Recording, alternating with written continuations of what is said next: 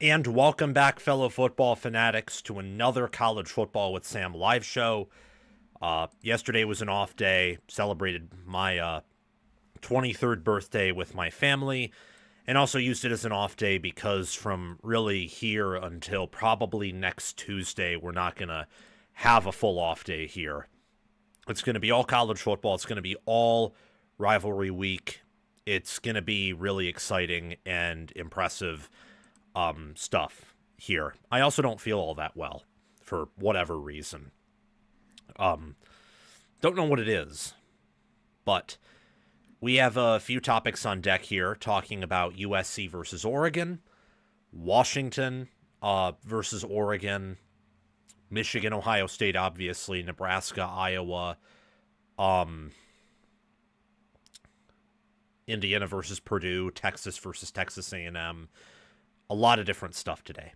So we're gonna be, we're gonna be locked in. We're gonna be talking about these rivalry week previews and games, and I'm also gonna discuss my top 10 rankings. We're gonna be doing all of those things here on College Football with Sam. So if you have not already, please make sure to like, make sure to subscribe, make sure to hit the notification bell, make sure to do all those things, and I would appreciate that a lot. Before we get going here, I don't want to have to take a intermission in this live at all, but my nose is stuffy, so I am going to go and blow my nose very quickly, and I will be right back. So just stay tuned for a quick minute here. I'm going to go do that, and then we'll get to this show.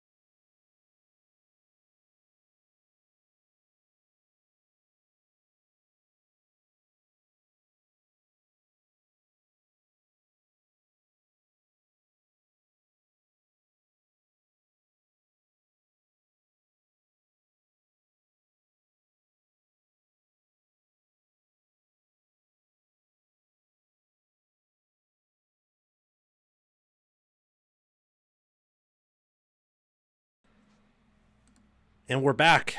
Thank you. I do feel a little bit better now. But all that being said, earlier, we're going to be talking about a few games, and I think that the best place to start is to wrap up what was week 13 and enter in week 14 rivalry week. So I want to discuss why USC and Oregon broke several narratives. I don't know why it says brokes. That's a pretty bad typo. Pretty bad typo on my part. Let me correct that before we begin.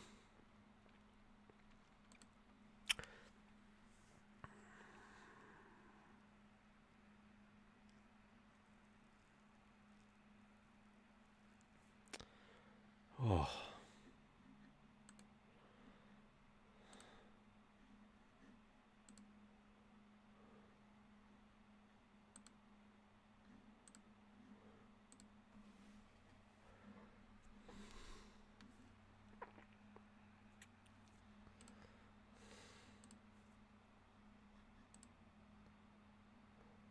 Sorry about that, guys. I just want to make sure this is correct.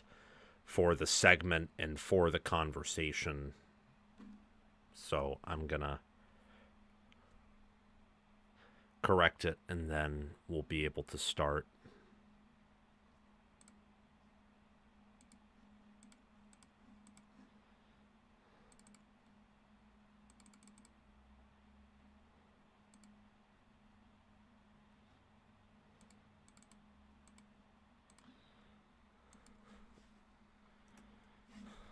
Okie dokie.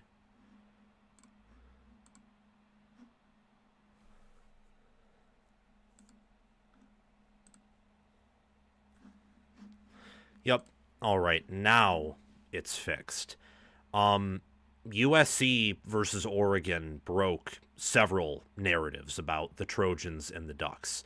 The Trojans and the Ducks faced off, Oregon obviously winning 45-27. And within that game, there were things that both USC and Oregon did that I thought proved themselves on the national stage, or proved that they are going in a right direction, and ran contrary to a lot of narratives produced by skeptics of both of these teams.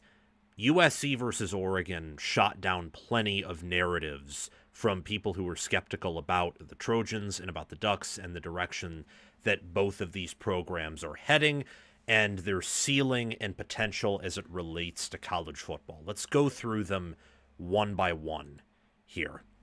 So first and foremost, the Oregon Ducks under Dan Lanning have been known to be a great program and a winning program and a force to be reckoned with. But one criticism that I continuously hear about them is they can't win the big games.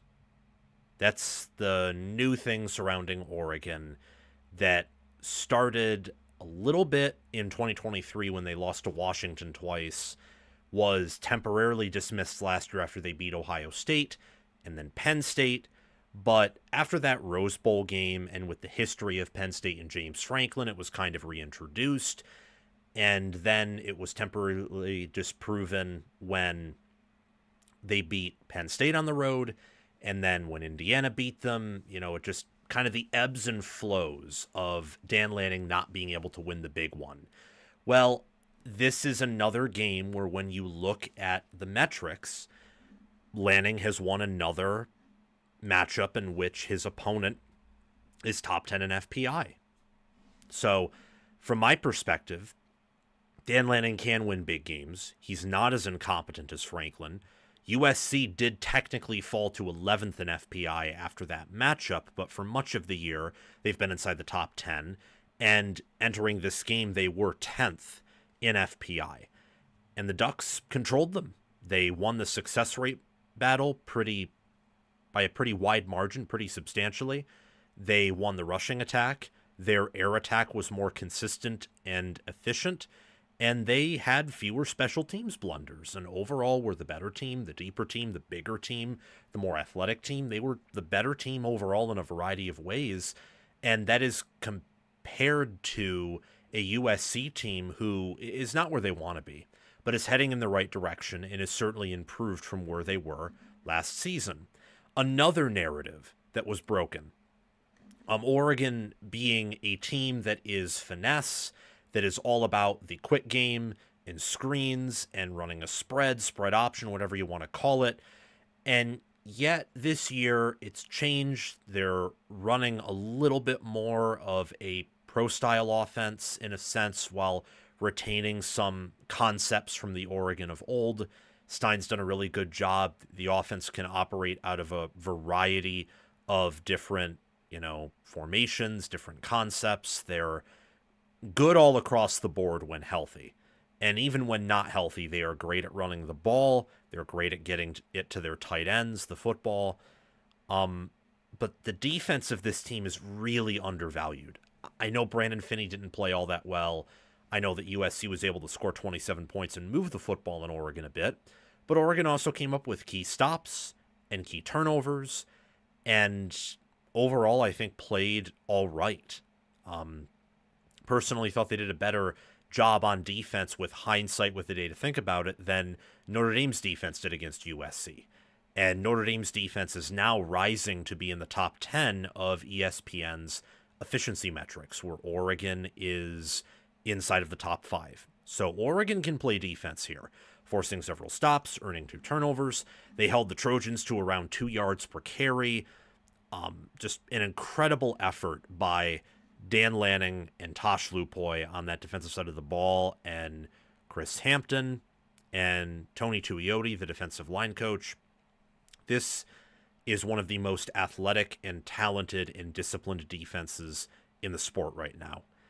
For both of these teams, they have improved in the physicality department. So Oregon has a better rushing offense than they did last year and a much better rushing defense.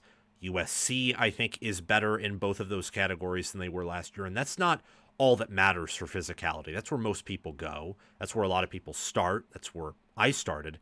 But even look at Oregon and their tackling or their physical coverage and how they really blanketed USC's receivers. Sometimes it was too much and they got a call for defensive pass interference here or there. But they were able to play lockdown and blanket some of these Trojan receivers and tight ends. And USC even had some plays where at the beginning of the second half, they made some adjustments that Oregon had a tough time figuring out until later third quarter, early fourth quarter. And they made some defensive plays and stops that I don't think last year's unit would have made. So it was a physical game in Autzen out west. The more physical team triumphed, of course, but USC is making improvements there. They're making strides. And to not recognize that, I think, is denying reality a little bit. Don't get me wrong, there's a lot left to be desired from USC as a program under Lincoln Riley, but they're improving. I mean, the Trojans are heading in the right direction. I don't think there's any sound argument against that when you look at how this team is better than last year's team. Riley is bringing in a wonderful recruiting class. They've made staff moves that are universally considered to be upgrades over the previous regime and not downgrades, or not even just capable replacements, just straight up upgrades, strong improvements. So the Trojans are improving. And this game showed it, where I got to be honest, and there are several videos talking about this game, several previews where I said, I think Oregon's going to handily destroy this team. And I was high on USC beforehand, saying they were a good team and heading in the right direction. And USC was able to keep it close enough, even with all their failures and even with Oregon dominating the film. They were able to keep it close enough on the scoreboard because there are aspects of this team that are well coached. They are making some strides. And again, early in that second half, their defense was able to come up with a few key stops there. So this team is becoming more complete. They're evolving and they're growing. The last narrative I want to discuss is that both are trending up. A lot of people don't, for whatever reason, really take Oregon seriously as this national championship contender or threat, whether it's this year or in the future. And plenty of people think that USC under Riley is likely to forever remain a joke. I understand the latter narrative more than the former. The latter one being that Riley's been there for 4 years and they haven't really ever been a true national title contender. Even in 2022, when they would have made the playoffs if they beat Utah, they would have eventually gotten blown out here or there. They would have. Like Georgia would have killed them. Ohio State or Michigan would have handily beaten that team. I mean, they were much closer to TCU, if not even worse than that TCU team, than they were those other three in the 14 playoff. Now we know about 23, 24. This year's team's a 3-loss team. Does not have the upside at quarterback that the 22 or 23 teams did. Obviously, this team is not one of the 5 best teams in the country. It is power rated highly. It's possibly Riley's highest power rated team outside of 2022. And it's improving and making great strides. But I understand where that skepticism comes from. Don't think it's very warranted when you look at how they've upgraded the recruiting department. They've made changes at strength and conditioning, made changes on defense that are paying some dividends. What I will say for Oregon, though, is there is nothing about this season, last season, there's nothing about the Lanning tenure that tells you they at some point won't get it done. I know the Rose Bowl game was bad. I know, but Marcus Freeman's lost to two G5 teams, for example. Marcus Freeman got dominated by Jeff Brom on the road. I mean, so did Urban Meyer. They, against Ohio State, were very lucky to be in that game late. Like, very, very, very lucky. It was 31-7 at one point. You look at Texas with Steve Sarkisian. Sarkisian literally cannot win a big game outside of that game on the road against Alabama in 2023, where Alabama at the beginning of the year probably was not even a top 10 team, if not maybe even a top 15 team to kick off the season with all the issues they had. Ryan Day at one point, had a few big wins here or there, but hadn't yet won a title. And I feel like with Lanning, it's the same thing that all the coaches that eventually win it all go through. Well, he hasn't done it yet, so he can't. No, he hasn't done it yet, so he hasn't done it yet. That's all that means. He can win a title. I think Lanning will at some point win Oregon their first national title. Oregon, no doubt, as a program, is certainly trending up. And I think a game where they played sloppy and looked a little bit disorganized and, dare I say it, even unprepared at certain angles, and they still won by 2 scores, that's not something that Oregon does with Dan Lanning in prior seasons. So Oregon's certainly improving. USC is certainly improving. I think that both of these teams are on track to leveling up their standings nationally, or in USC's case within the Big Ten. Oregon is already up there in terms of the top programs in the Big Ten, up there with Ohio State, and we'll see if anyone joins them in the Buckeyes in that top tier. USC has potential to. So that's really my analysis of the narratives and how this game impacted some narratives. Let's now discuss my top 10 power ratings for week 14. And if anyone does have any super chats, make sure to send them in and we will get to them in between the segments.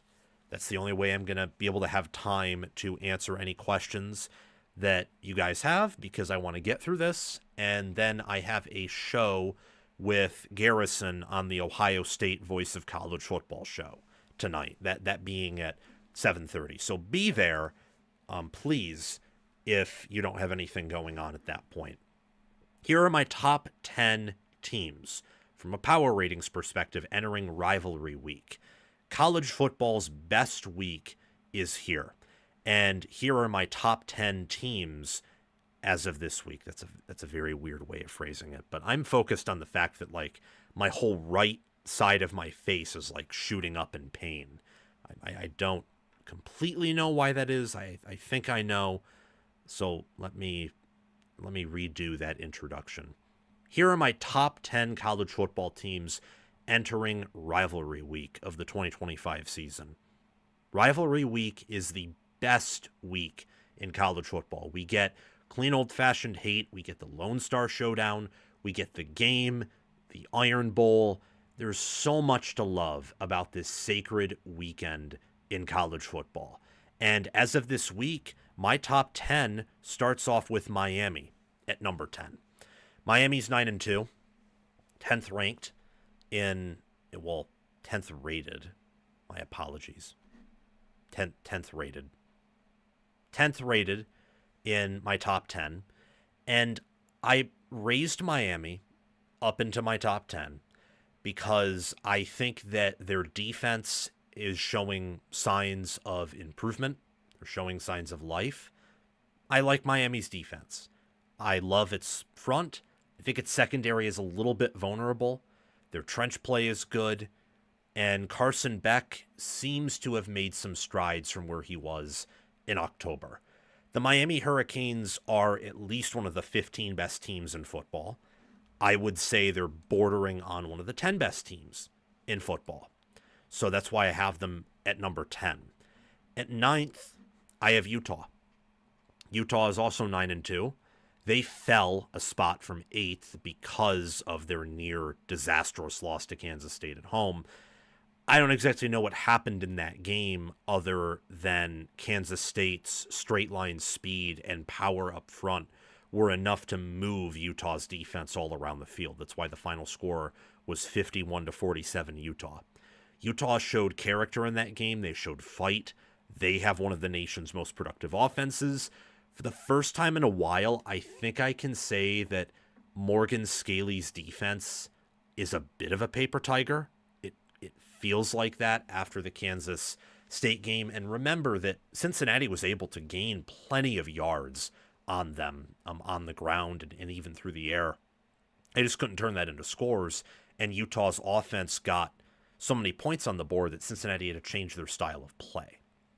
BYU was able to put offense up on the board, and it's not like their offense is anything special. And with Texas Tech, backup QB, injured starting quarterback in Brycen Moore, and they're more of a defensively led team than offensive team. So Utah's limited. This is a team who I still think is one of the best teams in college football, though. Not in that upper tier or upper two tiers, but certainly someone who could possibly beat anyone, depending on the location and setting and the mentality of the two teams, could possibly beat anyone on any given Saturday. At 8th, I have Texas. Texas continues to move up for me because Manning plays great football now. He is one of the nation's best quarterbacks as it stands today.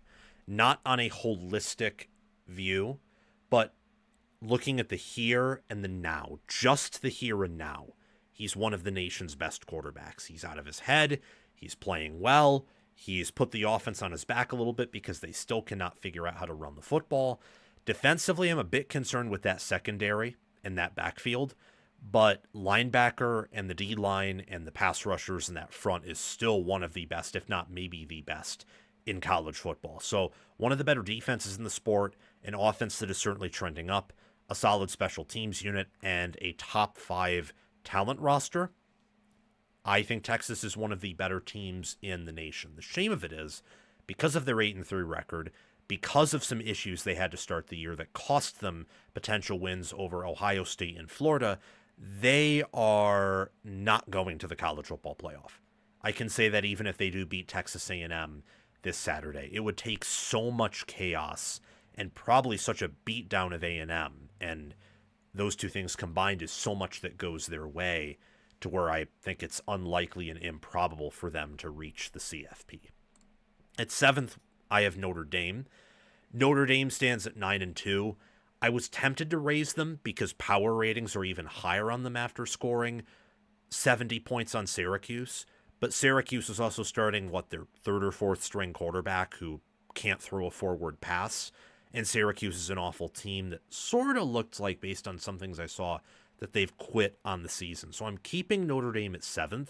I don't want to use a game against an awful Syracuse team to bump them up. It's sometimes something I think is flawed with FPI is they bumped Notre Dame ahead of Oregon because Notre Dame beat up on a Syracuse team that's done and is checked in, and Oregon was able to, despite having multiple mistakes, beat a great USC team by 15 that Notre Dame, with more of a travel edge and more of a beneficial weather advantage, only beat by 10, for example.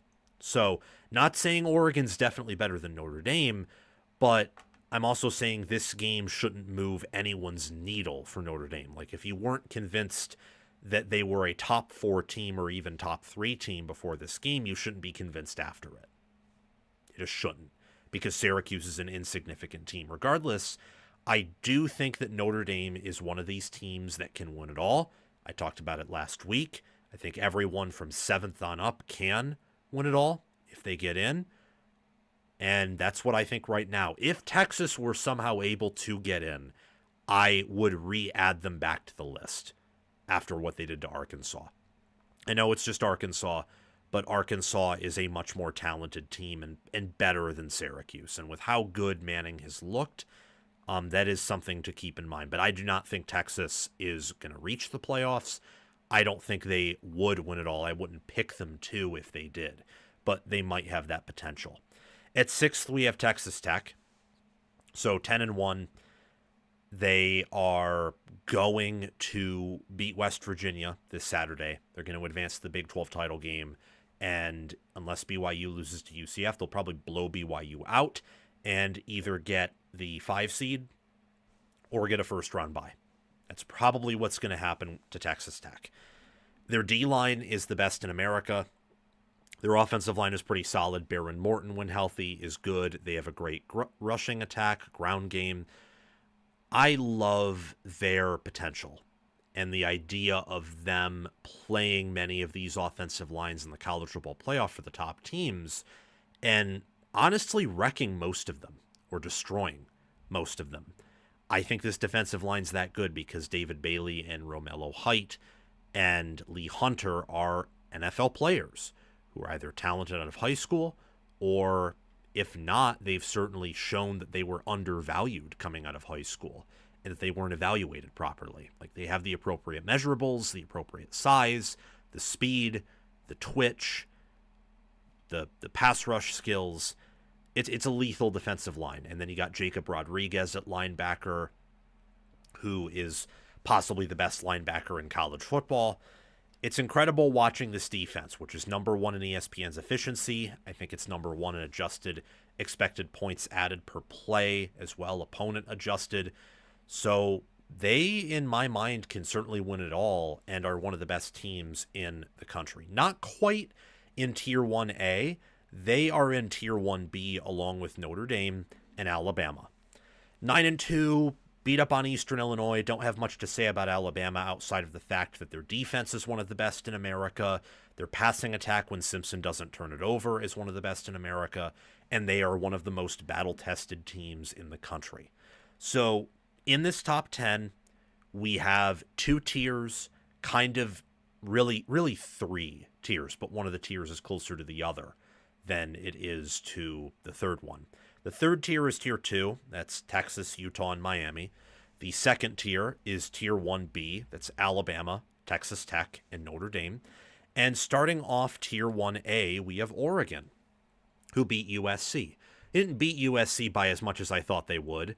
Their coverage was a little bit sloppier than I expected, though, when going up against Jacoby Lane and Mekhi Lemon. Things like that can happen. Their run defense did about as well as I thought it would, if not maybe a little bit better. And offensively, they put up over 40 points, and if you change that play call to begin the third quarter with the weird tight end QB sneak, they may have scored over 50. This is one of the best teams in America, and the fact that they were able to control USC in that way with all the injuries they had on offense, and I assume most, if not all of them, are not going to be permanent, is impressive. Say they get Evan Stewart and DeCorian Moore back, and Alex Harkey and Iapani Lulolu and Isaiah World, and Janoris Wilson, one of their backup tackles. They can easily win it all and potentially be the best team in America when it's all said and done. That is really the classification for being in Tier 1, is I think teams 7 and up at the end of the year, depending on how things shake out in the playoffs, could widely be recognized as number 1 in power ratings. Texas, again, is in that weird spot where I think if everything goes right, they could win it all, but I don't think they would be the best team at the end of the year, even if that happened. It'd be one of those weird scenarios where, team wins the Super Bowl and they're not the best team in power ratings, or in the past, you used to have some teams that weren't high in power ratings win it all, like weren't number 1. But ever since the college football playoff has expanded to 4 teams and now 12 teams, since usually there's only a pocket of 3 or 4 teams in that upper tier, the number 1 power-rated team almost always wins it all when it's all said and done in college football. Oregon is one of those teams, and I think their chances of being that team are way higher than almost everyone else thinks. Third is Indiana. I really contemplated moving Indiana up to second, but Indiana was on a bye, and Ohio State rested their 2 wide receivers and played a crappy Rutgers team. So I just decided to leave it until the following week. Indiana has the potential to be number 1 in the same way that I think Oregon is special for their trench advantage that I think they have over almost everyone else in college football, outside of maybe Georgia, maybe Notre Dame. But I like theirs a little bit more than Notre Dame's. With Georgia's, it's kind of a tie there. With Indiana, I think their advantage is their pass rush and their run defense. So it's really their defensive front, not because it has the NFL talent of Texas Tech's or even Oregon's, certainly not Ohio State's or Georgia's, but it's an elite collegiate unit. And their offensive line, when healthy, does a really good job at running the ball and protecting the quarterback. And Mendoza is probably outside of Arch Manning the best quarterback that we're going to be talking about on this list. And I know people might think I'm insane for saying that about Manning, but Manning has been, really good in the month of November. Like, really, really, really good. The only quarterback on this list that can even really hold chalk to him as it's been in November is Mendoza. So that is a non-negotiable for Indiana. When you look at number 2, that's Ohio State.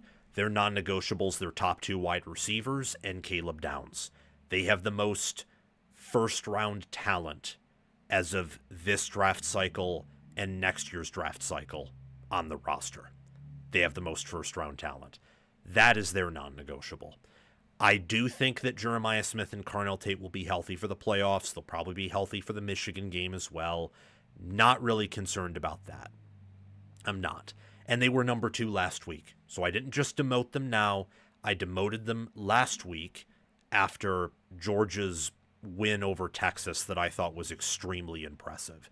Georgia was able to put Arch Manning in a blender and the entire Texas offense, and they were able to really pass it on Texas, move the football down the field on them, and they aced them in the special teams department with the onside kick and with coaching moves. What Georgia did against Texas is something that I don't think any other team outside of maybe a healthy Indiana could replicate, like from a coaching and roster angle. And Indiana's not healthy right now. It sounds like they might be off the bye, but I don't know that yet, which is why I didn't move them up. I want to see them healthy and see if they are what I saw against Oregon and what I saw against Illinois still before I put them back in that conversation. Georgia's still my number 1 team in football. They load manage in a different way than Ohio State and Indiana do. Gunnar Stockton has played a very impressive season in 2025, and their rushing attack is one of the nation's best, if not the nation's best. And that defense, I know it's been sketchy this year. I'm very well aware of that. But against Texas, they looked pretty competent against an offense that I think has been coming into a form of its own in the month of November and late October under Steve Sarkisian. So those are my Week 14 power ratings. Let me know your thoughts down below, and we'll see what changes from here to next week. I would not be shocked if there was plenty of movement, but there wouldn't be a total changing of guard in the top 10 because we're so late in the season that we have a pretty good sample size of games and an idea of who the best teams in America are. Alrighty, now we can get to some previews and to some predictions.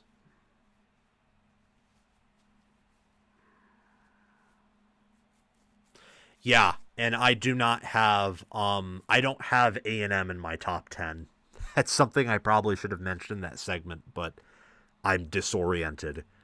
I don't think that A&M is one of the nation's best teams. I had a hard time between them and how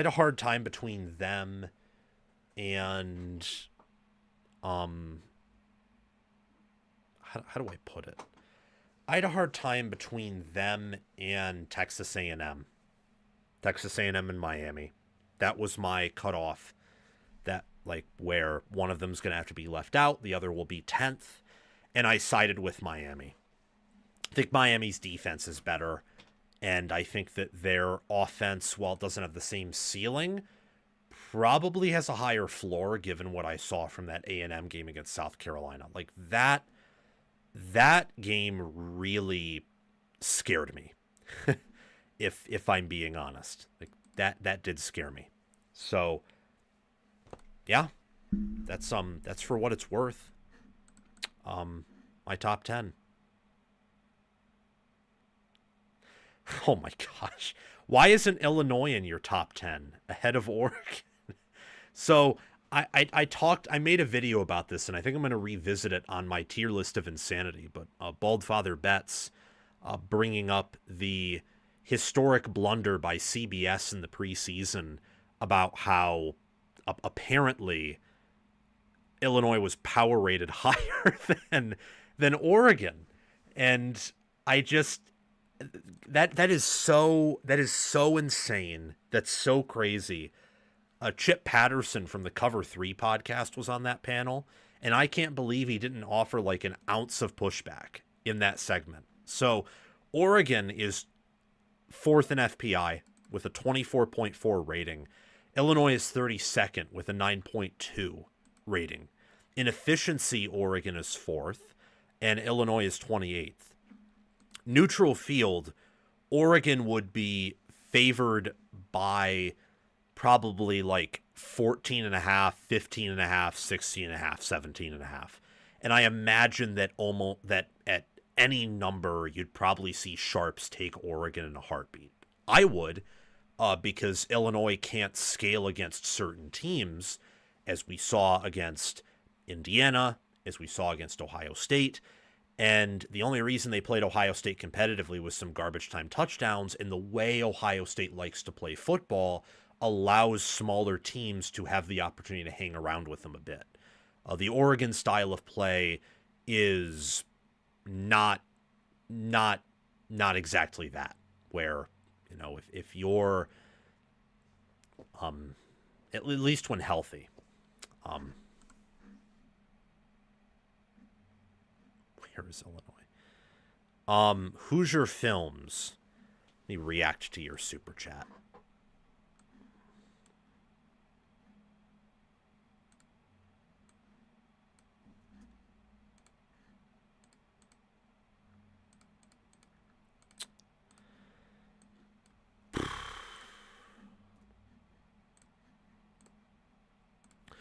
Ohio State is better than UGA, and I'm an Indiana fan.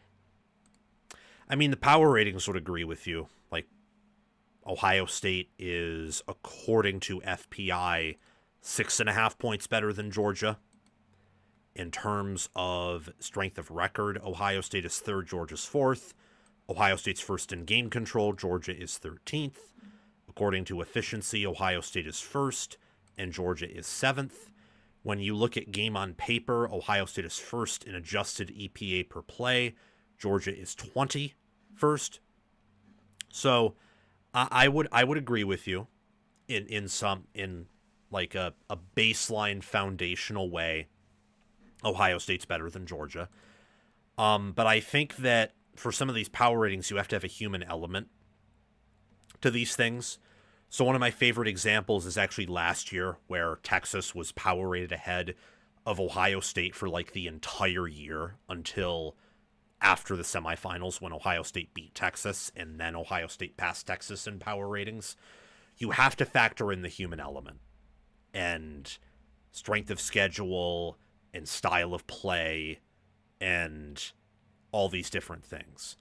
And the fact that last year Ohio State played a much tougher schedule than Texas, and power ratings reward teams that beat up on smaller teams rather than teams who play it close with better teams. I know it's not like Georgia's schedule is as tough as it was last year, but their 35-10 win over Texas to me means more than possibly any other win in the country.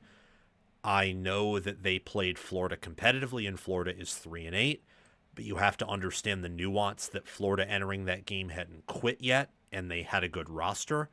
They played Tennessee competitively on the road, and Tennessee is a top 20 team in power ratings.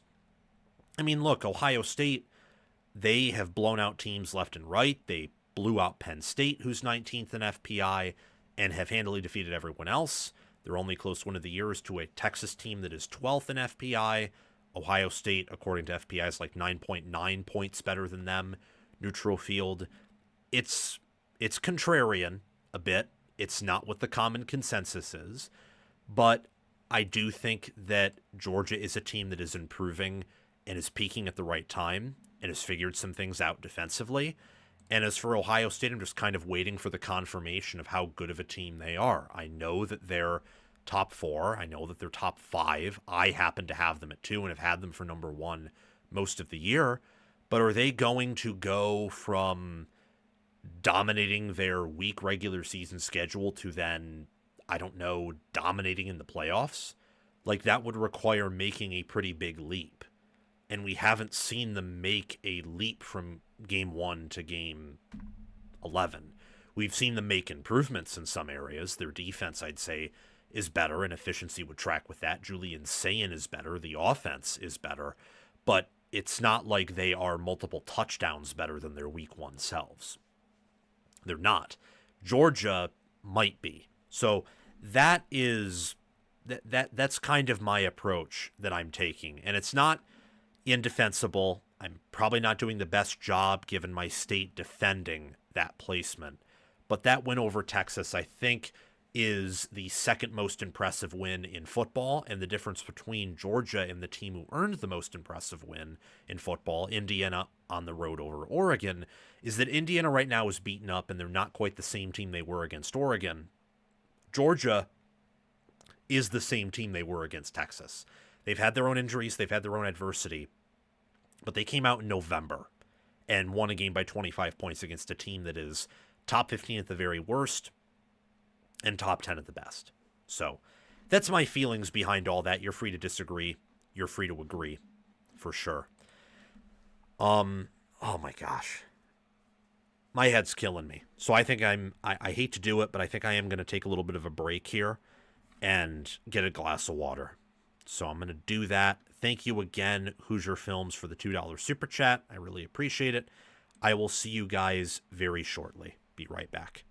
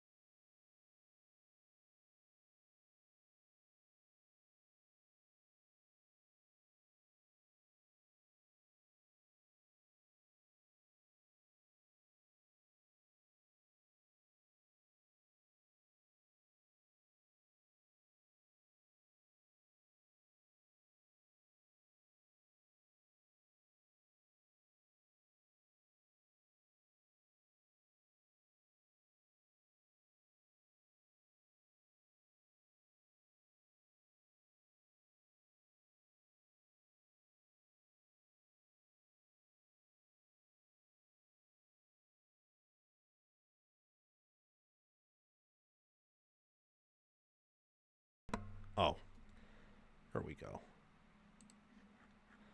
There we go.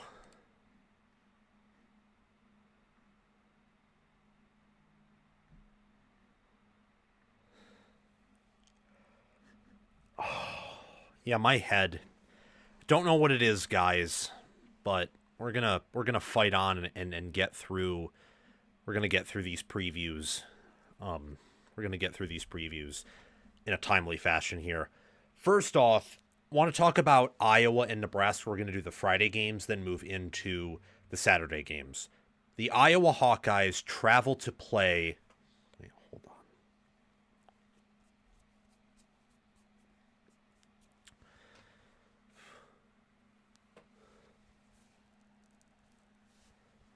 Oh, just a ton of pressure all across my face.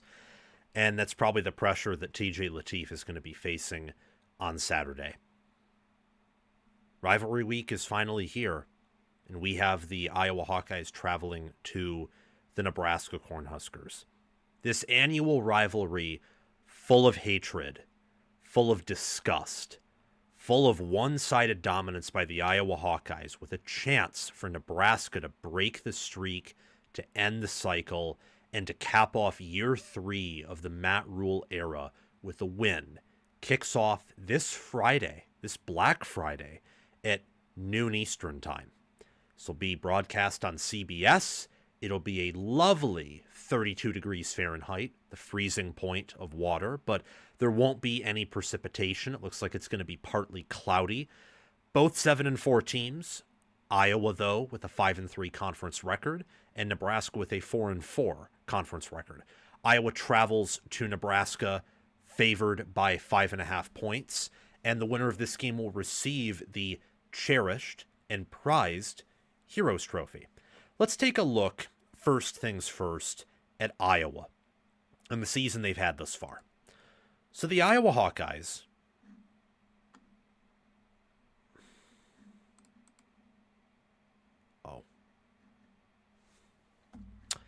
forgot about that feature. Yeah, I forgot about that feature.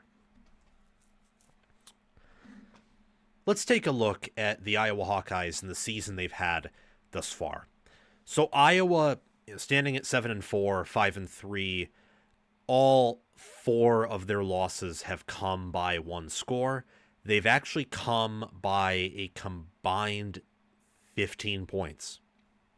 So little under 4 points per game in terms of margin of defeat. That's Iowa's score differential in their 4 losses. Very painful. They did get a 1-score win over Michigan State this past Saturday, which was a very tense game. Another near victory for Michigan State, where the Spartans come up just short. That moves Iowa to 2-4 in close games for the 2025 season. This game against Nebraska, I think, really decides their season. If it's a loss, I think Iowa's season is pretty disappointing, considering all the theoretical improvements and improvements I think that in practice they have made. I think this team is better than it was last season. And with Penn State being down, I don't think if you're Iowa, you're no longer expecting to just get to 6 or 7 wins. With Penn State being down, and with you beating a down Penn State team, albeit by 1, you should be expecting 8 wins, or maybe even with how Gronowski has looked and how the defense improved from where it was last year, maybe expecting even more than that. A win here and then a win in the postseason is a successful season for Kirk Ferentz. A loss here, I think, puts a damper on the season and makes it sort of a down year for Iowa and a disappointing year where they started strong in September and October, but had a very disappointing November. For Nebraska, talk about a disappointing end, potentially, to a pretty strong start, where at one point Nebraska was 5-1. They were favored by nearly 2 scores against Minnesota. They lose by 18. Their only other losses entering the Penn State game were to USC and to Michigan by a touchdown combined. So an average of 3.5 points away from tying those games, then you add on another point each, and they win both of them. And USC is a top 15 power-rated team that for much of the year is through with the top 10.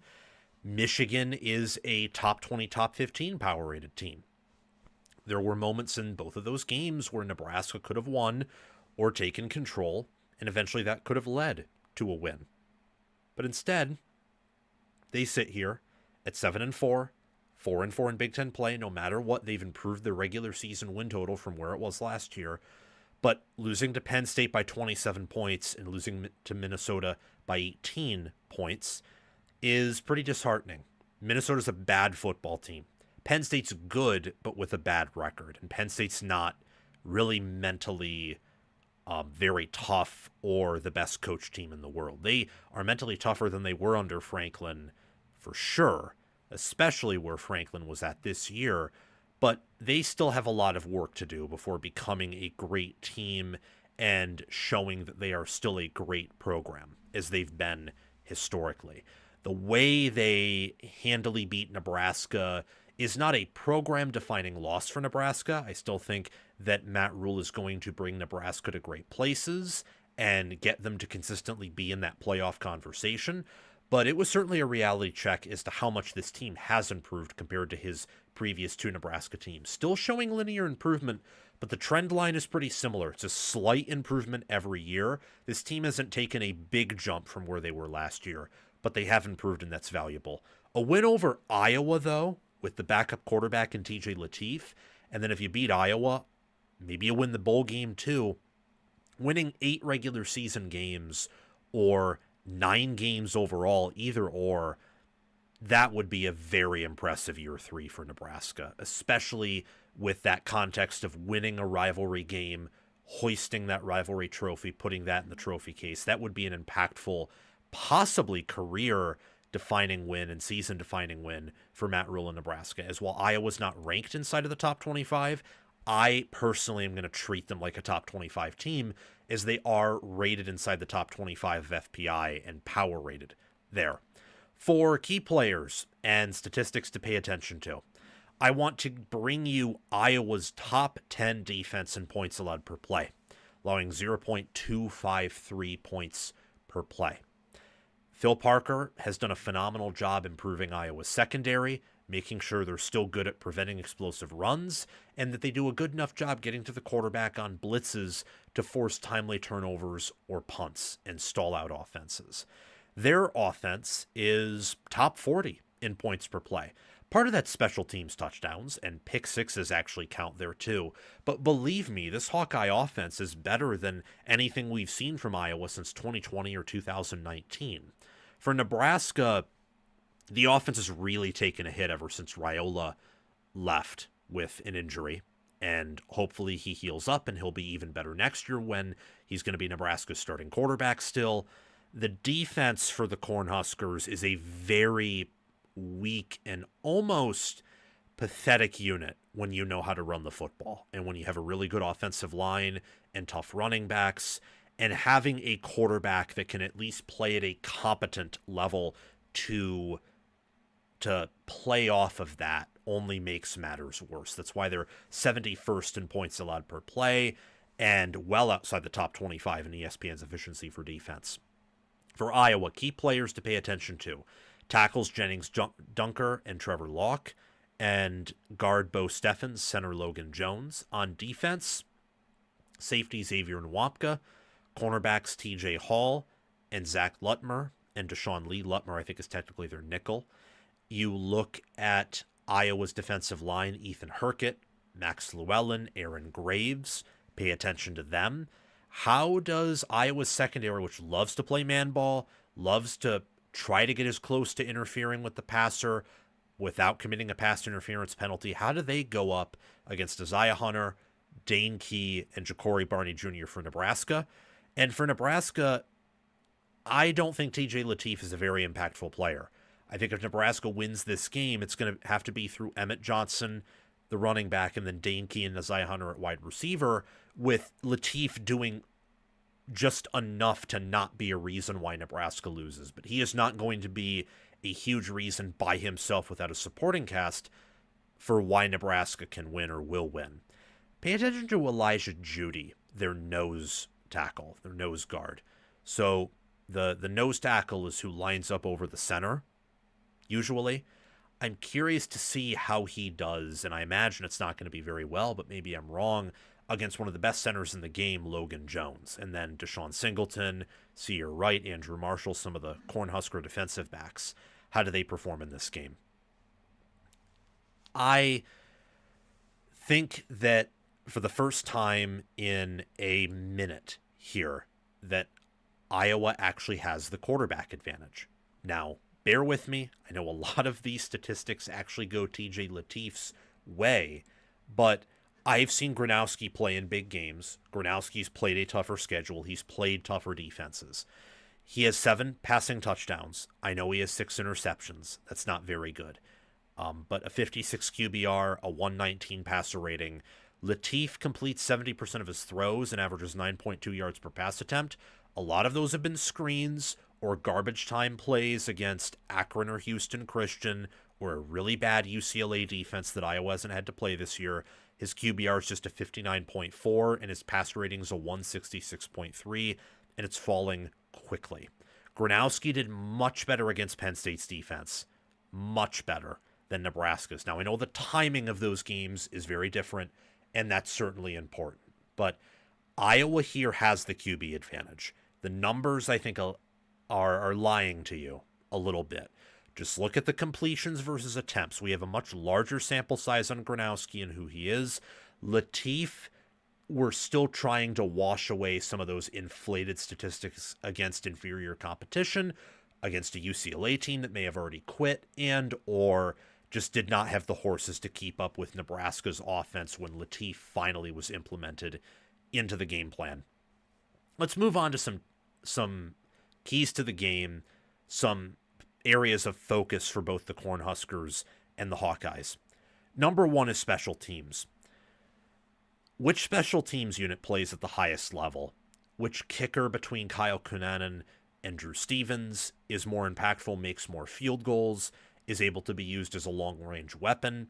So if both teams within the final minute of the first and second half, because this has happened in games before, where one team misses a field goal right before half, the other team gets the ball back, and they get to have their opportunity to kick a field goal before the half, and they make it. And that's like a 6-point swing inside of a minute, and that's a pretty big deal. So if that situation occurs between the kickers, who's better suited to make that clutch kick? Between the punters, who's going to have the better game? Archie Wilson or Reese Dakin? Between the returners, I mean, is Caden Weechin going to house one here, even though it's at Nebraska?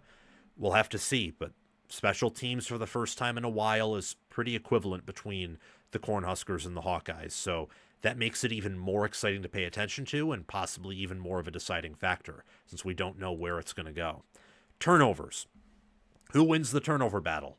Latif has not thrown an interception yet, but with how much they're going to ask him to throw the football, because Nebraska's offensive line is still in a bit of a pickle, and their defense is a sieve, literally, against teams who can run, and Iowa is one of those teams that can run. Is he going to throw one here? He could. Gronowski's almost thrown an interception in, like, every Big Ten game he's started in. Or it feels like it. I don't have those numbers in front of me. He has thrown some interceptions in Big Ten play. He's also had some games where he's been pretty clean in Big Ten play. But does Nebraska's secondary, one of the better secondaries in the Big Ten, turn away Iowa on some critical downs passing or even force a turnover? There's lines of scrimmage play too, the offensive lines and the defensive lines. Who wins that battle? On paper, Iowa should dominate there, but it is a rivalry. And Nebraska should have been owned last year on the lines of scrimmage, and Nebraska actually won that battle there. They didn't win the game because their special teams unit whiffed, and Dylan Raiola gave up a strip sack, but they actually won the line of scrimmage battle there, even though on paper, Iowa should have beaten them up in that game. What about the secondaries? This is the unit Iowa's defense hangs its hat on. It's the unit Nebraska's been forced to hang their hat on defensively, too. Which defensive backcourt tackles better, which covers better, puts themselves in a position to make a game-winning play, forcing a turnover, housing a pick six, who reads the defense better, which safeties are better able to deceive their opposing quarterback. And finally, this is a specific point to Nebraska because Iowa has dominated this rivalry dating back to the 2010s. What is Nebraska's mentality here? Iowa has a healthy quarterback. I know they're coming off a few painful losses, but they also didn't put themselves in a position preseason to be a playoff or bust team. That's not Kirk Ferentz. Iowa is fighting for pride. I know what Iowa's identity is. I do not know what Nebraska's identity is. I don't know how engaged they are with the season because of the QB injury and because that loss was so dejecting and demoralizing and was really an awful loss. And also the fact that they don't have the lines of scrimmage that Matt Rule wants. And they said preseason they were searching for the playoffs. They were eliminated from that a few weeks ago, and they're pretty much eliminated from being a top 25 team now after that loss to Penn State. And for Nebraska, with the QB injury and some things that just really need to be fixed, I can see them kind of saying, hey, let's get to the bowl game, play some of our younger guys. Our roster's pretty young. Let's get those additional practices and really zone in on what should be a strong 2026 campaign. So Nebraska's mentality is a really important key and factor in this game because it's a bit of an unknown. For the matchups here, I like Nebraska's passing defense against Iowa's passing offense.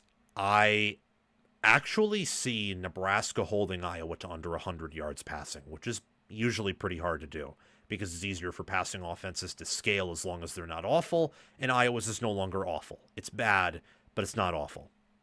The problem for the Cornhuskers is I like Iowa in pretty much every other position, in every other matchup. I think their rushing offense and defense will dominate Nebraska's, and I think their pass defense will keep Nebraska's on lockdown. I also believe that Kirk Ferentz is a better game day coach and manager than Rule, and to this point, Iowa's the more talented team. Like, once you factor in development, Iowa fans have criticized me for saying before that Nebraska's always been more talented. When I say that, I mean by a high school recruiting sense. Usually that translates to, in actuality, being more talented. It is not in this rivalry. It's usually translated the opposite way, where Nebraska recruits better, but Iowa develops way better. And that's the case again this year. I think Iowa's the better team. Iowa's favored to win. And I'm picking Iowa to not just win, but I think they'll cover. And I believe they'll win by 7 to 10 points. I do not know exactly where this Nebraska team is at. And that's not even from a mental angle. It's also from an angle where I really, how do I put this? I believe that they're going to play hard and they're going to come out and they're going to want this thing. And it'll be an emotional game. It'll be a rivalry game, as always. But I think that Iowa here has a more level-headed and stable roster and identity and also style of play. And what I like Iowa to do here is to really come out, and after the first quarter, they will just establish total control. And it will already be over. It won't be a blowout. I've picked that to happen before and was almost slapped in the face by it. This game is traditionally very close and competitive, like other great rivalries. Think about the game, think about the Iron Bowl. It's traditionally very close, especially when there's either a talent match in a sense where, yes, Iowa develops better, but Nebraska recruits better. That's held over, or where there's competent coaching on both ends, and Nebraska has competent coaching. So this will be a close game, but it will be close by the scoreboard.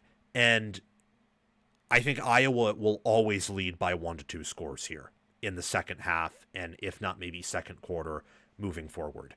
They're better at most positions. They have the better players. They have the deeper roster.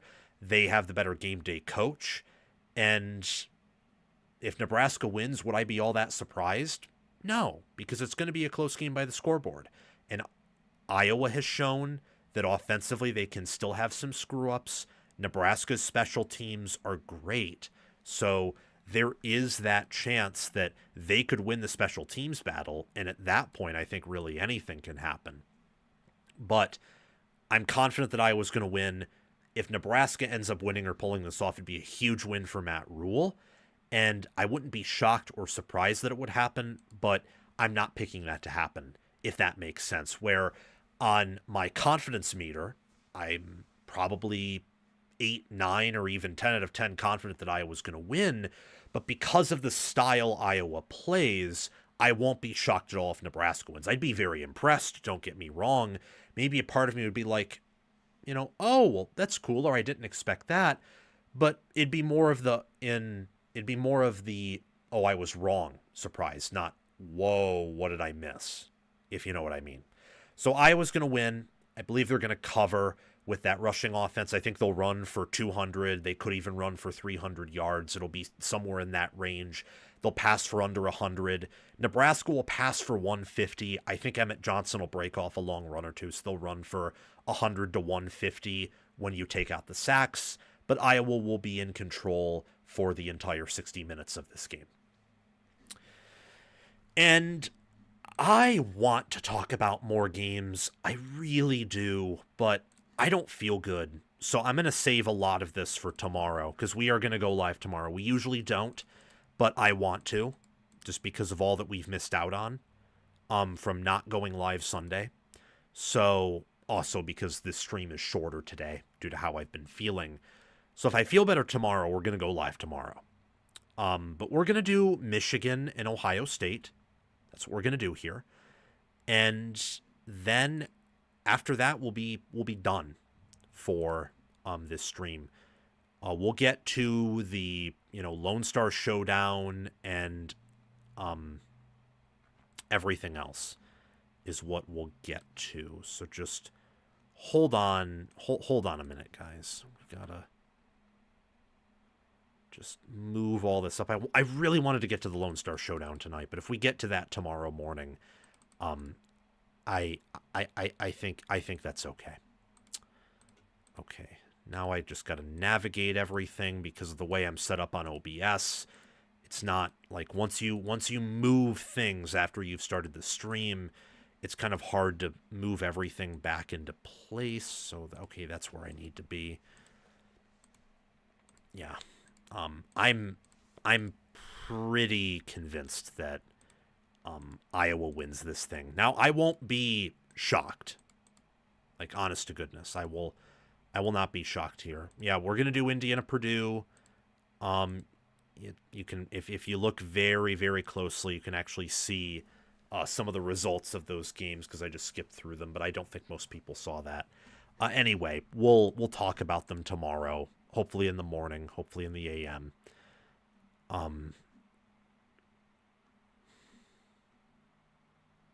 So yeah, after this we're going to get off. But let me actually edit that in the stream settings.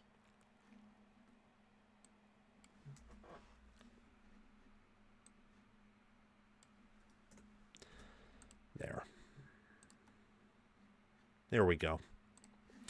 Okay, let's talk about it. Let's discuss Ohio State traveling to Michigan.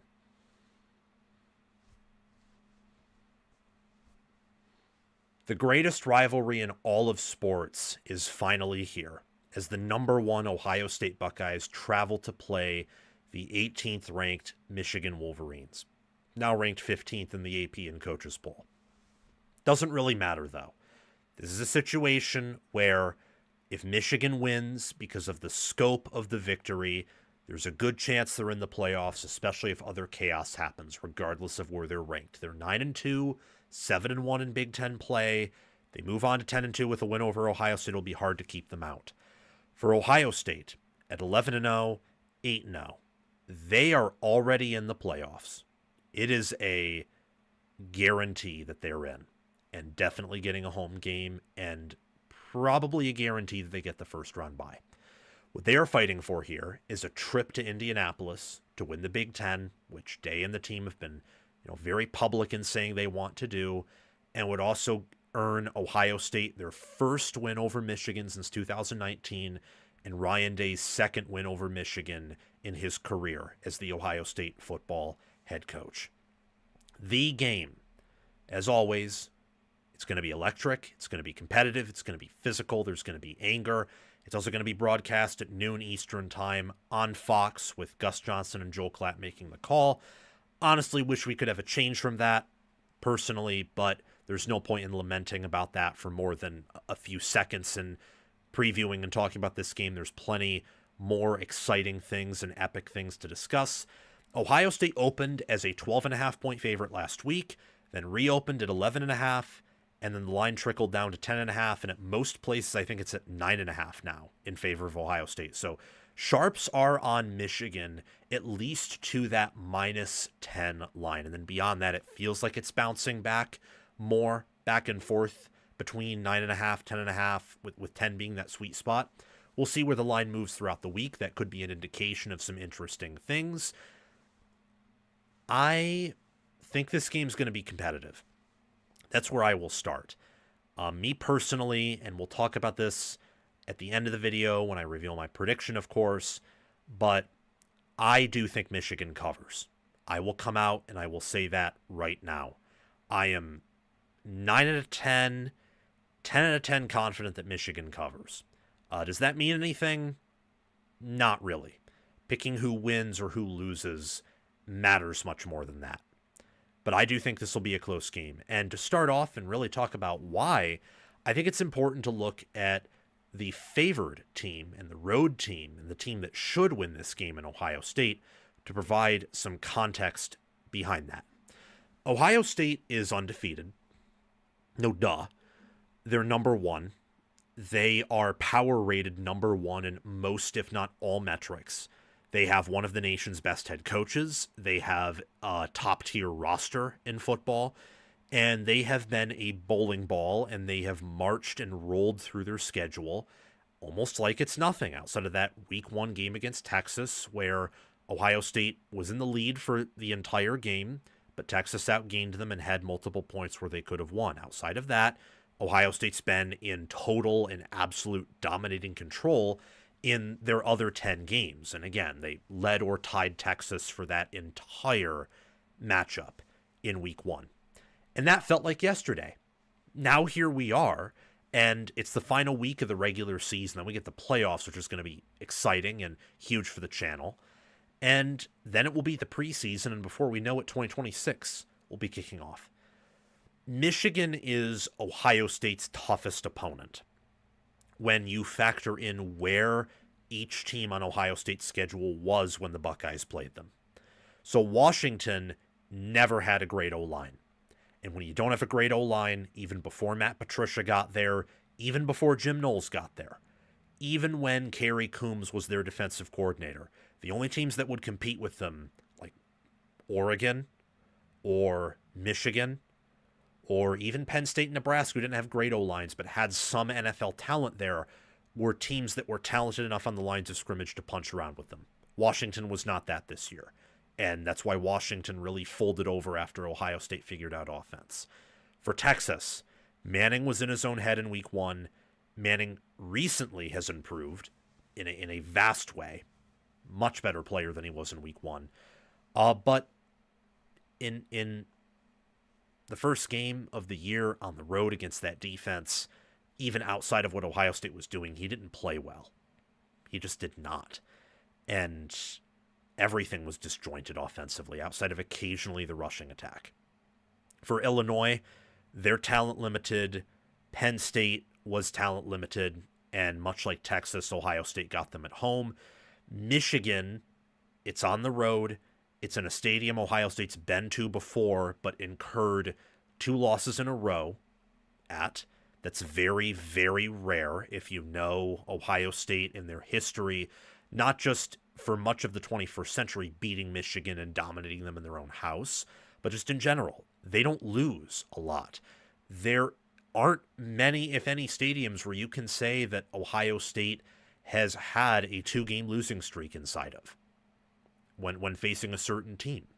Michigan, I think, is the only one where they can say that in terms of opponents that they play often. There might be a weird streak where they used to play an opponent often and they have a X game losing streak in that stadium, but they don't play them as often anymore, or at all. For Michigan, they do. No one on this roster has went into the Big House and won in the Big House. And that's not really super important, but it is a minor factor. And then when you factor in that Michigan's defense is top 25 in efficiency, their offense is top 20, they, according to ESPN's efficiency, have the best offense Ohio State's played throughout the entire year, and they have the second best defense only behind Texas, and this game's on the road. So this is shaping up to be Ohio State's toughest test, for sure. It's also Michigan's toughest test. Let's be real about it. You know, the environment of traveling to USC, of traveling to Oklahoma, probably tougher than playing in your own home stadium and hosting Ohio State. But the caliber of team, not really.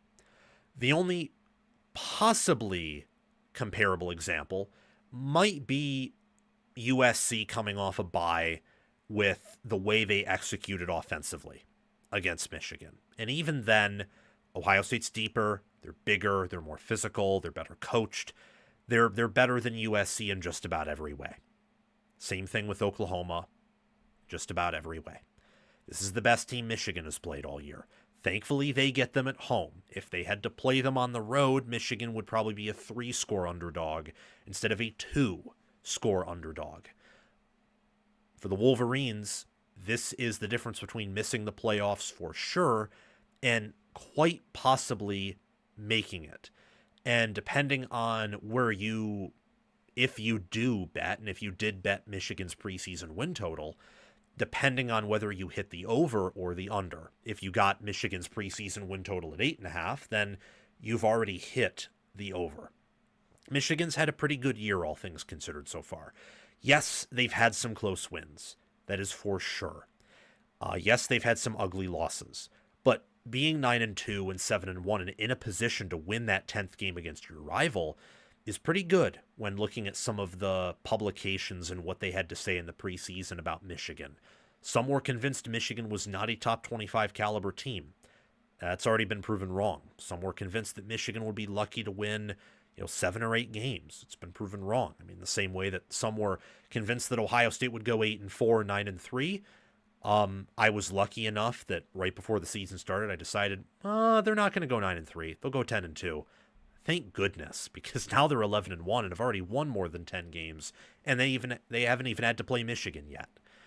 So this is a battle between two great teams, good teams. Ohio State being the elite team, Michigan just probably being good, but good enough and in the right circumstance to at least have a shot to win. If they didn't have a shot, the line would be much bigger than it is, and there wouldn't be the same talk or energy surrounding this game. Let's take a look at some key players and statistics here.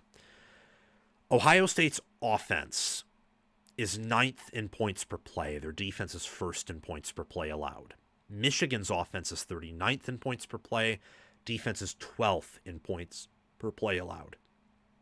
Michigan allows 3 yards per run attempt. It's 10th. Ohio State allows 2.6 yards per run attempt. That's 3rd. Michigan averages 5.7 yards per carry. Ohio State is 4.7 yards per carry. You look at the passing attack. Michigan averages 7.8 yards per pass attempt. Ohio State averages a whole whopping 9. That's with 3 games without Carnell Tate, 1.5 games without Jeremiah Smith. I mean, Julian Sain's been absolutely impressive. Be paying attention to him and Bryce Underwood, the quarterbacks in this game.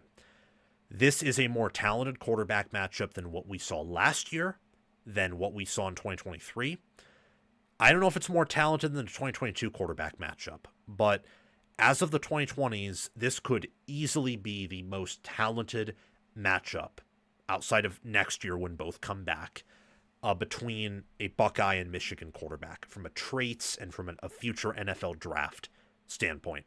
Underwood has better physical tools and I would say just better overall ability in all aspects than J.J. McCarthy from a ceiling angle. And his floor is higher too. Just look at how McCarthy performed in year one at Michigan as a true freshman where they didn't let him start. And look how he's performing in the NFL. As for Julian Sayin, I think it's pretty clear he's more talented than Will Howard and more talented than Kyle McCord as well. Pay attention for the rest of the offensive players. For Ohio State, Austin Saraveld, the left tackle, and then wide receivers Carnell Tate, Brandon Innes, and Jeremiah Smith, and tight end Max Clare. For Michigan, it is wide receiver Andrew Marsh, running back Jordan Marshall, running back Bryson Kuzdal, and their offensive line. So, led by center Greg Crippen. You also have Andrew Sprague. You have Giovanni El-Hadi. It is an offensive line that is a Joe Moore Award semifinalist. Ohio State just missed the cut there. Both of these offenses, I think, are impressive in their own ways. Michigan does not have the same talent Ohio State does there. They're not performing at the same level offensively, no. But the fact that Michigan is 16th in ESPN's offensive efficiency, that's pretty good. I got to be honest, I did not quite think that Michigan would be that high. Now, I did think they'd be higher in defensive efficiency and obviously much higher in special teams efficiency, where they're actually right around where Ohio State is. No team this year is proud about their special teams unit. That's for sure. Speaking of the defenses, though, Caden McDonald is the best D tackle in this group. He's just big. He's long. He's a presence. Like 320, 330 pounds. Michigan, though, they got, Rayshawn Benny, Trey Williams, Damon Payne, Trey Pierce. They have one of the deepest defensive tackle rooms in America, and both have pretty good defensive ends.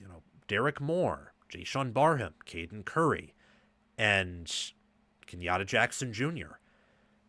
Really strong defensive lines here. And then at linebacker, Ohio State with Arvell Reese and Sonny Styles is more well-known. They're better than Michigan is there, but Michigan with Cole Sullivan and Jimmy Rolder and Ernest Hausman, that's a really good linebacker group too. And you get to the secondary, Ohio State is Caleb Downs.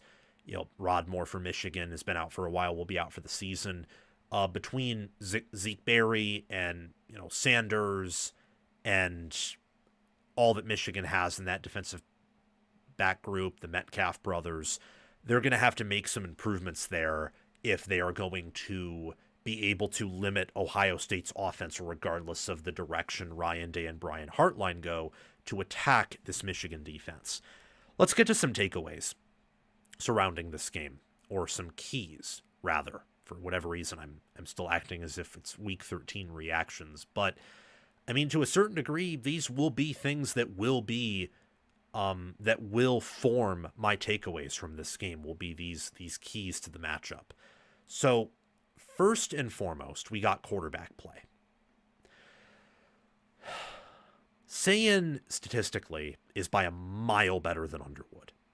And he is better than Underwood, in my opinion, right now. But I want to present to you a world where Ohio State's going up against their toughest competition and Michigan starts getting pressure on Sayin. Wisconsin did. Penn State did. Why can't Michigan? Michigan has better athletes than both of those defensive fronts do. Why couldn't they get pressure on Ohio State? There's a world where they do. Let's say they start doing that. And Sayin has been amazing for much of this year, but we've also seen in the last two games that the production's dropped off a bit because, those receivers are the best two players on that offense. Sayin is great. He's fantastic. He's one of the top quarterbacks in America, but Smith and Tate are both better than he is from a just raw player impact standpoint. What if his game's just a little bit off, just a little bit, and he's getting pressured, maybe takes a sack because he doesn't really take more than a sack or maybe two. And with Underwood, let's say he plays like he did against Washington or Maryland. There is a chance here. It's a sliver of a chance. I'm not picking it to happen. But there is a world where Underwood has a really good game here. And look, Maryland's defense is a paper tiger, but they know how to get pressure, and they got pressure on Underwood. And outside of maybe one or two plays, he had a really good day. Washington's defense is pretty fantastic against the run, and they do have a good DC in Ryan Walters. And he still had good moments. Oklahoma's defense is fantastic, and Michigan had open receivers in that game. I wonder how Underwood would play that defense in Week 14, not Week 2, and at home, not on the road. Sayan's the better quarterback, in my opinion. Higher rating, higher QBR, more touchdowns, fewer interceptions, more yards per pass attempt, higher completion percentage. But in the same way that Michigan fans preseason probably overhyped what Underwood was going to be at the start of the year and in year one, I've seen some Buckeye people compare Sayan to Burrow, and that's just insane. It's crazy. Look at the last two games. Look at the parts of the UCLA game. Look at the Texas game. Joe Burrow faced defenses on a week in, week out basis that were close to the defense that Texas game that Texas team provided. Sayan's incredible, especially relative to this year. But don't say that he's Joe Burrow. We need a much larger sample size before declaring that to be the case. Come on. Anyway, do think Sayan is the better quarterback, but I want to provide some caution here where Michigan has a way more talented quarterback and consequently a way better offense than they did last year. So they can do a whole lot more against this Buckeye defense than last year's Michigan offense could do against last year's Buckeye defense. You're talking about a difference between the 70th or 80th best offense at best and the 16th best offense here, and then hosting that horrible offense versus playing them on the road. That's a big difference, especially when quarterback is a huge reason why there is a difference. For some keys to the game, I first have the mental game here. So where are Ryan Day and Sherrone Moore mentally? I will say, from reading in between the lines, it feels like Michigan's mental game is there, and I don't quite know where Ohio State's is. Day saying we're going to treat it like every other week, and we're really excited. That could be really good, but it could also be kind of the opposite take that he had last year and prior years where they really emphasized it. They even moved stuff around that usually happened this week. So there's still an aspect to this game with Ohio State where I wonder if they have actually changed anything about their approach, or if it's just cosmetic changes. For Michigan, humility and Michigan don't always go in the same sentence, but it was refreshing to hear Sherrone Moore say that, hey, the 4-game win streak doesn't matter. Both teams are going to have to play hard. Ohio State's the number one team in America. They have a new team with new starters. Michigan is a new team with new starters. The mental game's very important here. We saw it last year where Ohio State should have won by 5 touchdowns and they lost it because they wanted to prove one of the dumbest points possible. They just did. And that's a thing that could have only happened in this game to one of these teams. That stuff doesn't happen outside of that rivalry. If Ryan Day is at a different school than Ohio State, he never has that bad of a coaching moment because there's never the pressure to kill Michigan and punish them for violating Ohio State's win streak. There's never that. For Michigan, we've seen with Jim Harbaugh before, he kind of coached within a box too in his first few years at Michigan. And that doesn't happen without some of that ego that he had at Michigan too. So the mental game here is something that's swung back and forth. Meyer had it over Harbaugh. Harbaugh had it over Day. It's a little too early to tell who has it here. And this game will help paint a better picture as to who has the momentum, because this rivalry is decided a lot by momentum. Some other keys to walk through. We got trench play.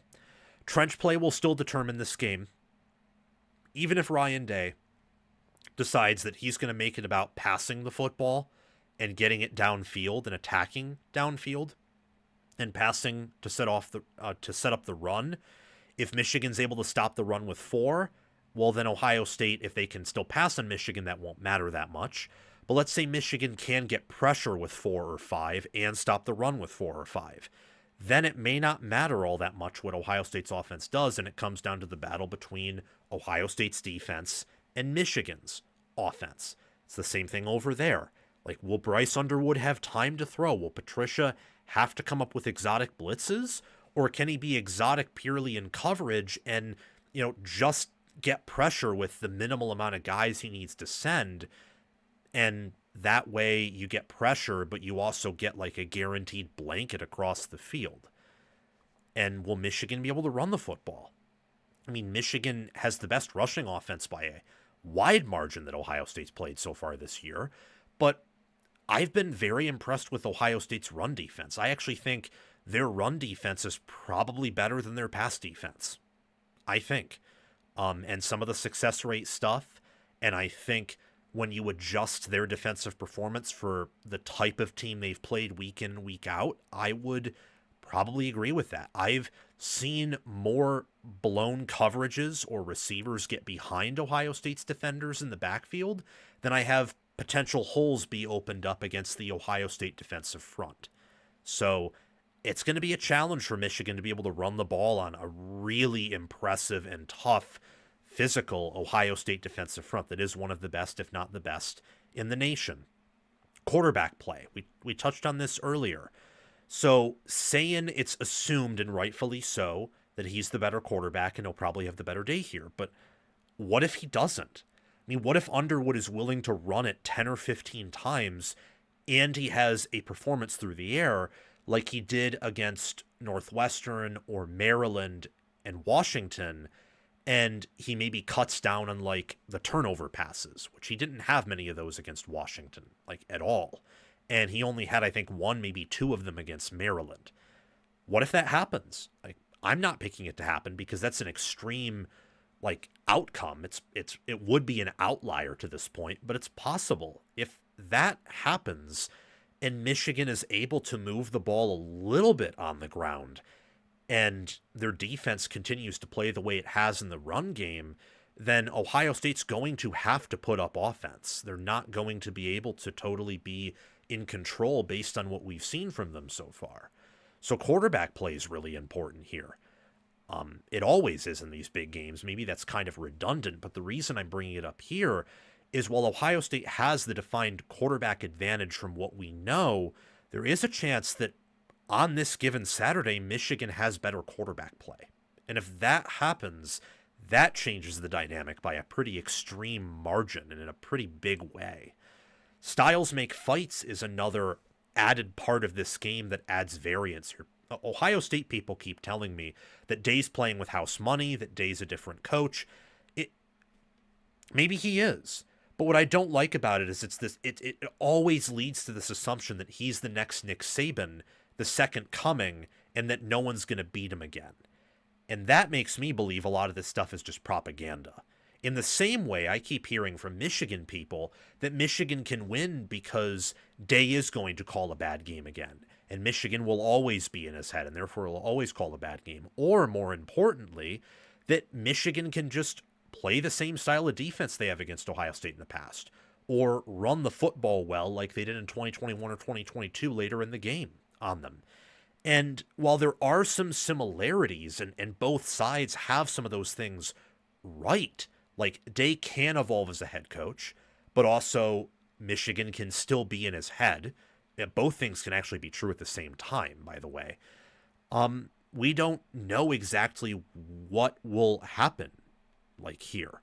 There's so many different outcomes here. I can see Ohio State winning by 29 points or 22 points. I can see them having a 2018, 19 style of margin of victory, with more of a 18 style of play. They're not going to run for 300 yards on Michigan like the epic 19 Buckeyes did. I can also see Michigan winning in a way that honestly would probably be similar to 23 or 24 if Michigan had an offense, where they're able to really limit Ohio State's offense. And despite Ohio State having a really good defense, they get a turnover here or maybe 2 turnovers, and they put together enough sustainable drives to where they win by 10. Like, there's a wide range of outcomes here. So it's important which style each team goes with and how they execute at it. If Ohio State, I will tell you here, if they run the same game plan as last year, this game will be over before the fourth quarter. If they do exactly what they did last year, it's a guaranteed Michigan win. I can also tell you that if Michigan offensively puts together the performances they did against Northwestern and the performance against Purdue and Oklahoma and in much of their games this year, it's probably a guaranteed loss. So it's what makes this game in particular, but really every game so awesome. I mean, Ohio State in 2022 could have easily won that game. They lose by 22 points. Michigan in 23 could have pulled away to win by double digits, or they could have allowed Kyle McCord to have like what we would call in 2025 a Heisman moment and drive down the field and win, despite losing the turnover battle and being the inferior team for 60 minutes. Ohio State last year could have won by 4 touchdowns or 5 or 6, and instead, like in the one simulation of 1,000 where Michigan wins, and it's in the most toxic way possible. So styles make fights here, and which team enforces their terms and who adapts better is going to win this game. And last but not least, it's the toughest task for both teams by a mile. Ohio State has not had a game like this. Michigan has not had a game like this. I think, especially for Ohio State, this is their toughest task. Because at least Michigan plays at home, and I think USC, just from a style and philosophy standpoint, was willing to attack Michigan's weaknesses in a way that I don't know if Ohio State is willing to attack. I don't. I don't even know, and I also don't know if Ohio State is even able to have the rushing success that USC did. I don't. But I also know that for Michigan, they have not played a defense like this, outside of maybe Oklahoma. And we all saw what that Oklahoma defense did to Michigan. If not for one explosive play from Justice Haynes, who I'm 98% sure will not play in this game, if not 100% sure, they would have lost by 3 scores. So this is the toughest task for both of these teams here. Getting to my prediction, this is very hard. We've been talking about this game for about 30 minutes now. Very challenging. It's very tough making this. Michigan here, I think, has an advantage in the rushing department yet again. And if you had to give me a trench edge, if you absolutely had to, I will actually go with Michigan. Not because of Ohio State's defensive line, though, but I do think that Ohio State's offensive line has not done what a lot of Buckeyes thought it would, and it's not gotten better as the season's gone on. It actually started the year better than Michigan's, but Michigan since then has grown. It's evolved. It's become more physical in the run game. It's pass blocked better. Sands hit a lot of discrepancies in pass blocking, and I think Ohio State's athletic advantage in all of their games except the Texas game have helped them puff up the rushing stats a little bit. But Ohio State has the edge on the outside, the better passing offense, much better passing defense. I think both run defenses are comparable. If I had to go with one, I'd go with Ohio State's, and having much better safeties who tackle better also help in that department. I also have a really hard time seeing Sharon Moore outcoach Ryan Day if Day just brings a decent game plan, and Ohio State has the better team. So with all that being said, I do think Ohio State wins, but I do think Michigan covers. And the final thing I'll leave you all with is this. Ohio State should win. Ohio State's the better team. But there is this notion out there that Ohio State's invincible, that they're better than last year, that Ryan Day is unstoppable. And I don't know what to tell you. Like, if you think that way, and you think you're smarter than the Sharps, and you think that you're, like, that this Ohio State team is a second gear to them that they haven't shown yet, be my guest, and pick Ohio State to win by 1 billion points. But Ohio State does not have a higher SRS than they did last year. They barely have a higher FPI, barely have a higher S&P Plus, and you can't really compare those things year to year. They don't even have they barely have a higher points per play margin, despite having a much easier schedule. And if you think that Ryan Day is a different head coach, and he has, like, all these things behind him, then they're already in their second gear, and they're not, like, they don't have another gear to hit if he's learned his lesson, because you don't hide your gear. You don't do that. You load manage, but load manage isn't hiding your gear. You're just turning it off after you get up by enough. So which is it? Is Ohio State hiding something and they're going to unveil something and destroy Michigan? Or is Ohio State the team that is very efficient and awesome, but probably isn't as good as they were last year, offensively or defensively, and just a number one team this year, but isn't a tier ahead of everyone else like last year? Which is it? Which is it? Because I don't think you can hold both worldviews there. And I think that another thing you have to consider is that with Ohio State in this Michigan game, their players, their coaches, they've never really respected Michigan. Like, they view Michigan as little bro. Their players for years have said that Michigan's not very talented. Their coaches, like, I mean, it's something about this game that a change that happened from Meyer to Day, where Ohio State just does not respect Michigan. They think it's their birthright to win this game. And if that continues to be the case, even if there is a better game plan, well, Michigan has a pulse on offense, and no one's picking Michigan to win. And Michigan here is at home, and Michigan has been able to do to Ohio State physically what Georgia's done to Texas, where it doesn't matter that Texas is the more talented trench players. We're just going to line up and we're going to kick your rear. And that'll happen again if Ohio State does not view Michigan with respect. And even if they do, again, Michigan is a pulse. It's on the road. So this, I'm very confident, is going to be a close game.